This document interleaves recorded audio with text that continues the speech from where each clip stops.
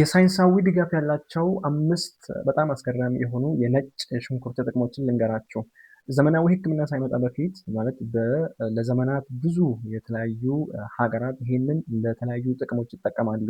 ከዛ ውስጥ የቫይረስ፣ የባክቴሪያ፣ የፓራሳይት፣ ፈንገስ የተለያዩ ኢንፌክሽን ወይም ደግሞ ሰውነታችን ላይ ጉዳት ሊያመጡ የሚችሉ ማይክሮቢያልስን የመግደል አቅም እንዳለው ነው ማለት ነው። ስለዚህ አንደኛ ምንድን ነው የኢንፌክሽን አንቲባዮቲክስ ነው ማለት ነው። እንደ ዘመናዊ መድኃኒት ይጠቅማል። አንድ የጉንፋን የሚያመጡ ቫይረሶች፣ የተለያዩ ባክቴሪያዎች እና እንደዛውም ደግሞ ወባ የሚያመጡ ፓራሳይቶችንም መግደል አቅም አለው ማለት ነው። ሁለተኛ ልባችን ላይ ጉዳት የሚያመጣው ይሄ ኮሌስትሮል የሚባለው ባድ ኮሌስትሮል የሚባለው ኤልዲኤል የሚባለው ማለት ነው። እሱን የመቀነስ አቅም አለው።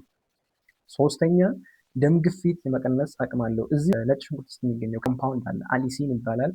ይሄ አለሲን ከአንዳንድ የዘመናዊ መድኃኒቶች ጋር መካኒዝም ኦፍ አክሽኑ ማለት ነው ስፔሻሊ ይሄ ኤሲኒሚደስ የሚባለው ጋር ይመሳሰላል ማለት ነው። ስለዚህ ምንድን ነው ማለት ነው ሌላ ጥቅሙ የደም ግፊት መቀነስ አቅም አለው ማለት ነው። አራተኛ የስኳር መጠን የመቀነስ አቅም አለው።